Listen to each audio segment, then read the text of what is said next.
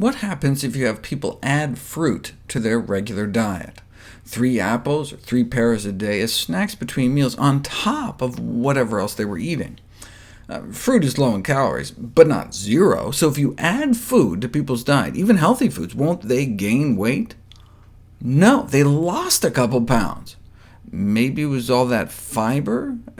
If you remember, we learned our gut bacteria can create anti-obesity compounds from fiber. That's why they also had a cookie group. 3 apples, 3 pears, or 3 cookies with enough oats in them to have about the same amount of fiber as the fruit. Despite the fiber, adding cookies to one's diet does not lead to weight loss. They think the weight-reducing secret of fruit is its low energy density, meaning you get a lot of food for just a few calories, so it fills you up. Energy density is a relatively new concept that has been identified as an important factor in body weight control in both adults and in children and adolescents. Energy density is defined as the amount of calories per unit weight of a food or beverage. Water, for example, provides a significant amount of weight without adding calories. Fiber, too. Thus, foods high in fiber and water are generally lower in energy density.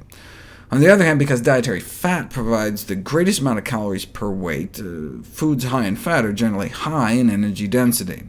The CDC offers some examples. High energy density foods are like bacon, lots of calories in a small package.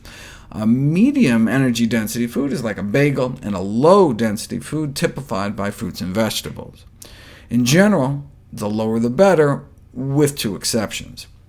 Soda is heavy, so heavy that by energy density it looks less harmful than it is, and nuts have so much fat they appear less healthy than they are. Otherwise, though, the science supports a relationship between energy density and body weight, such that consuming diets lower in energy density may be an effective strategy for weight control. This is because people tend to eat a consistent weight of food, so when there's less calories per pound, calorie intake is reduced. A small drop in energy density can lead to a small drop in weight, and the greater the decrease in energy density, the greater the weight loss. Energy density can be reduced in a variety of ways, such as the addition of fruits and vegetables to recipes, or by lowering the fat or sugar content. And indeed, that's how we evolved, eating predominantly low energy density foods, such as fruits, vegetables, plants, and tubers, starch-filled roots like sweet potatoes. The first study to emphasize how fruits and vegetables could affect energy density and food intake was conducted more than 30 years ago.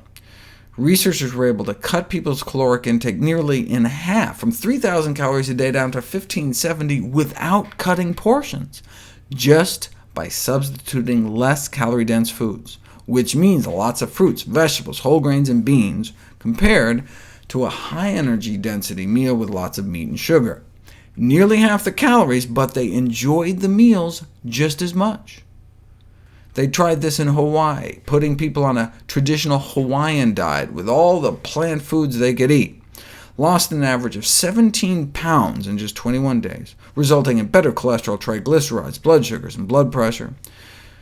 Caloric intake dropped 40%, but not by eating less food. In fact, they lost 17 pounds in 21 days eating more food, 4 pounds of food. But because plants tend to be so calorically dilute, one can stuff oneself without getting the same kind of weight gain. And the energy density of foods is of interest for weight management, not only because it allows people to eat satisfying portions while limiting calories, but also because reductions in energy density are associated with improved dietary quality. For example, lower energy-dense diets associated with lower risk of pancreatic cancer. Lower energy density foods tend to be healthier foods, so we get the best of both worlds.